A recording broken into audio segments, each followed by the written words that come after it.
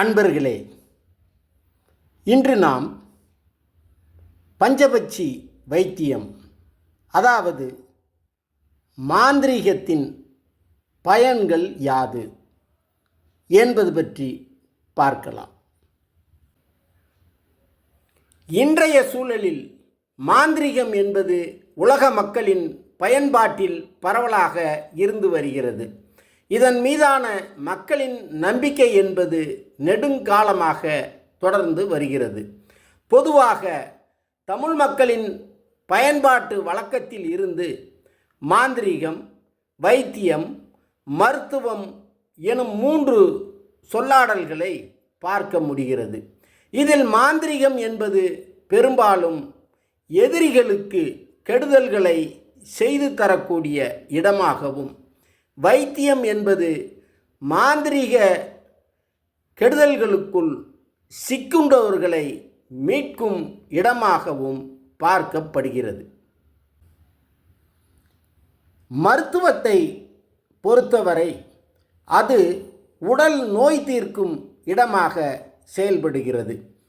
கிராமப்புறங்களில் பெரும்பாலும் மாந்திரீக தொழில் செய்பவர்களையும் மருத்துவ தொழில் செய்பவர்களையும் ஒரே பொது சொல்லில் வைத்தியர் என்று அழைக்கும் வழக்கம் இன்றளவும் தொடர்கிறது. மாந்திரீகம், வைத்தியம், மருத்துவம் எனும் 3 கலைகளையும் மனிதகுலத்தின் தேவை உணர்ந்து உருவாக்கி தந்தவர்கள் தமிழ் சித்தர்கள். அவர்களை அறிவர்கள், ஆசிவகர்கள் என்றும் சொல்லலாம். நமது மக்களில் பலரும் மாந்திரீகத்தை பயன்படுத்துவதிலும் கற்றுக்கொள்வதிலும் ஆர்வம் கொண்டவர்களாகவே இருக்கிறார்கள். ஆகவே அம்மக்களுக்கு பயன்படும் விதமாக நாம் தொடர்ந்து மாந்திரீகம் குறித்த பல அரிய தகவல்களை தர இருக்கிறோம்.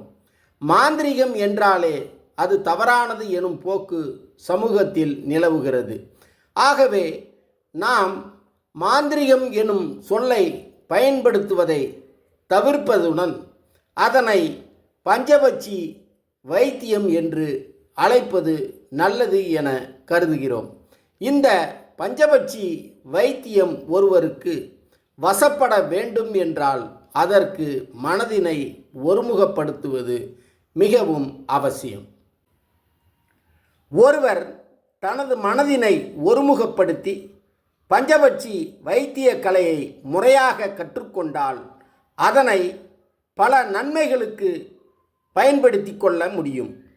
குறிப்பாக தனக்கு வரப்போகும் தீமையை முன்னுணர்ந்து அதனை தடுக்க முடியும்.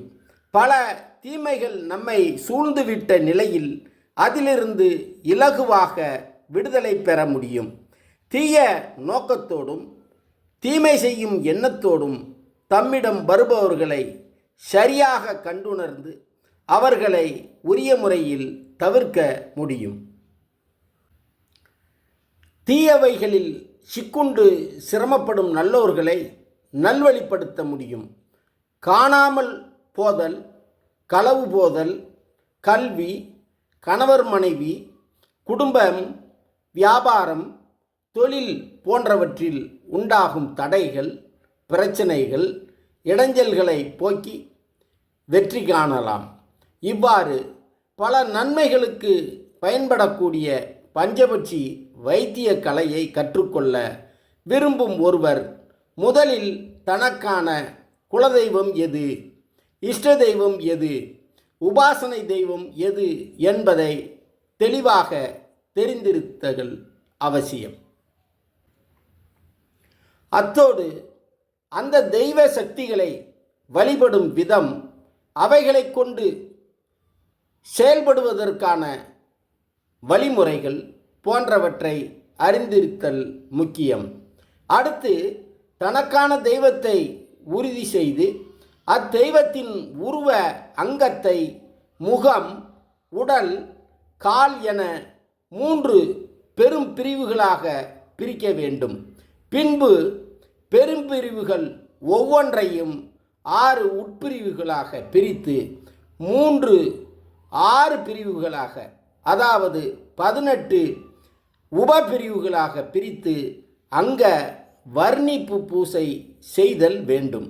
இதற்கு குருவருள் துணை மிக மிக முக்கியம்.